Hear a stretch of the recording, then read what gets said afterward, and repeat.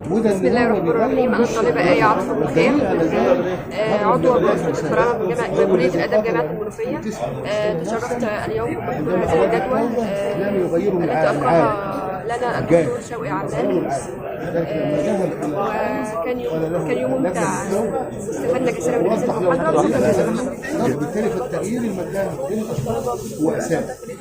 اذا العلم هو اساس التغيير، وعشان كده بقول لشبابنا اذا اردتم التغيير لابد ان تبدا بتغيير الوعي وتغيير الثقافات، ودي الحقيقه الاساسيه اللي بتبدا في كل طالب. انا ايه طالبه كليه الاداب جامعه المنوفيه. النهارده شرف لي ان احنا نحضر الندوه دي لفضيله المفتي الاستاذ شوقي علام تبع اسره الفراعنه، واتمنى جدا ان هي تتكرر من الندوات الجميله. بسم الله الرحمن الرحيم. أنا الطالبة إيمان سامي أحمد جمعة، طالبة في فرقة كلية الآداب جامعة المنوفية، تبع عضو في أسرة الفراعنة. كنت حاضرة ندوة النهارده، وأتمنى إن هي تتكرر تاني، ومن الندوات الممتعة اللي أنا حضرتها، وأتمنى إن هي تتكرر تاني إن شاء الله. انا الطالبه رنا احمد السيد السعكاوي، عضو من اعضاء اسره الفراعنه بكليه الاداب جامعه المنوفيه.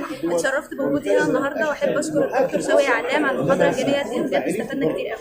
انا علاء الدلبي، عضو في اسره الفراعنه جامعه المنوفيه كليه اداب. شرفنا النهارده بطريقه ندوه، كانت ندوه جميله، استفدنا بالمعلومات الكثيره التي اصدرها لنا الدكتور شوقي علام. كانت ندوه ممتعه جدا، وكانت عندي طالب مع سنه. بسم الله. أنا الطالبة آية أحمد محمود، طالبة في جامعة المنوفية قسم الصور، عضو في أسرة الفراعنة. بشكر الدكتور شوقي علام على الندوة الجميلة دي، وكانت ندوة مليانة بالمعلومات. مشاهدينا الاعزاء، ومن داخل جامعه المنوفيه واحدى الندوات الهامه التي شهدها مفتي الديار المصريه، يسعدنا نلتقي بعدد من الشباب من طلاب كليه الاداب. بنتعرف بيك. محمد ممدوح القدوسي، الفرقه الثالثه قسم الاثار المصري. رايك محمد في الندوه النهارده اللي انتم حضرتوها؟ ندوه ممتازه بنسبه 100%، ونتمنى تكرارها في كل الجامعات. ليه؟ مش في جامعه المنوفيه فقط، لان الندوه ديت تعتبر يعني في الوقت الحالي اللي احنا فيه في ظل البلد ده، الشباب في شباب ماشي في طريقين اتنين، طريق مستقيم عدل، وطريق تاني ربنا يعافينا ويعافيك منه. فلازم أن يكون في فكر مستنير على عقول الشباب، ولازم أن يكون يعني زي ما بقول لحضرتك كده، تكون في يعني تغطية على عقول الشباب، نوعيه، نعرفه الصح من الغلط. الشاب ممكن يكون 19 سنة و20 سنة ويضحك عليه عن طريق وسائل التواصل الاجتماعي، ولذلك قالوا عليها سلاح ذو حدين.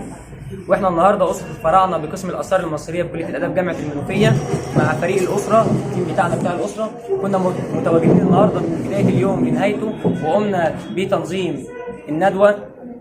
وبنشكر استاذنا الدكتور حسن خطاب، استاذ الدراسات الاسلاميه بكليه الاداب جامعه المنوفيه. معاك الطالب ابراهيم احمد ابراهيم بالفرقه الثانيه قسم الاثار. استفدت طبعا حاجات كتيره جدا، ومنها في الدين طبعا وفي الاخلاق، قدمها لنا الدكتور شوقي علام. في اي فقره زي دي طبعا يحضروها، لان فعلا كان فيها قدر كبير من الاستفاده، وفعلا استفدنا منها كتير جدا.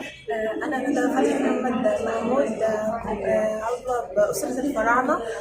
بستفاد كتير، خاصه يعني في حياتي او في الدراسه او في المجالات دي كلها. ايه اهم حاجه حسيت انك استفدتيها من الندوه النهارده وكلام الدكتور مفتي الجمهوريه؟ حقيقي يعني هو قربنا قوي يعني من ربنا، وكان في حاجات احنا ما كناش عارفينها، بس هو صحح لنا الاخطاء دي.